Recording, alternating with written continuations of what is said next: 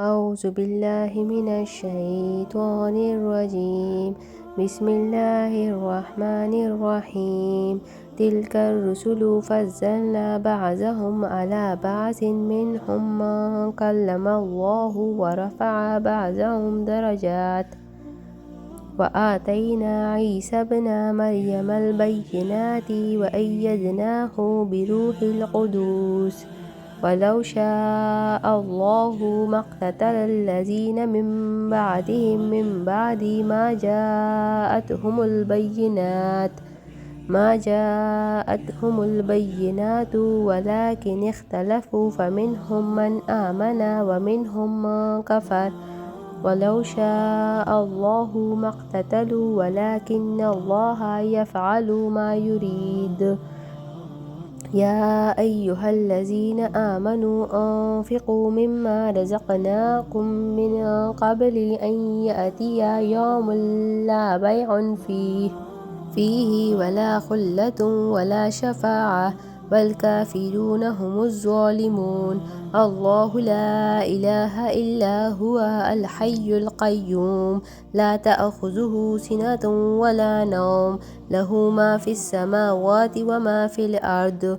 من ذا الذي يشفع عنده إلا بإذنه يعلم ما بين أيديهم وما خلفهم ولا يحيطون بشيء من علمه إلا بما شاء وسع كرسيه السماوات والأرض ولا يؤوده حفظهما وهو العلي العظيم.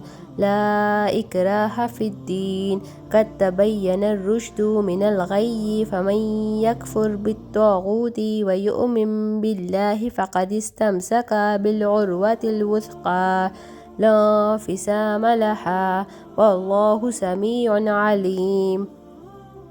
الله ولي الذين آمنوا يخرجوهم من الظلمات إلى النور والذين كفروا أولياؤهم الطاغوت يخرجونهم من النور إلى الظلمات أولئك أصحاب النار هم فيها خالدون.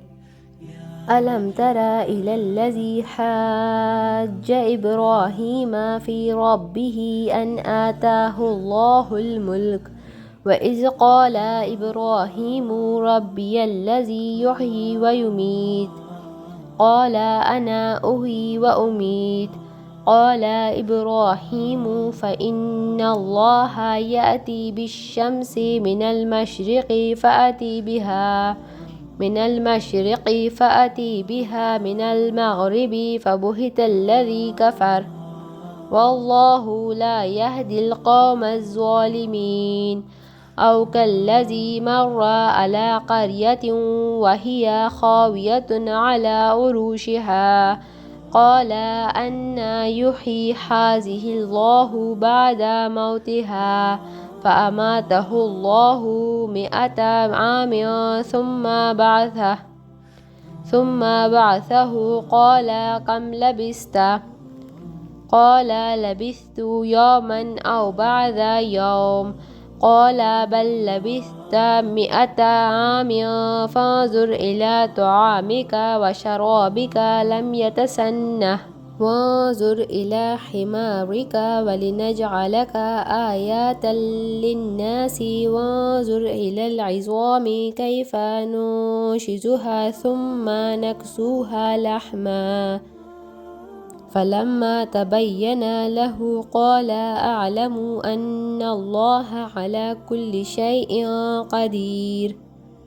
وإذ قال إبراهيم ربي أرني كيف تحيي الموتى قال أولم تؤمن قال بلى ولكن ليطمئن قلبي قال فخذ 4 من الطير فصرهن إليك ثم اجعل على كل جبل منهن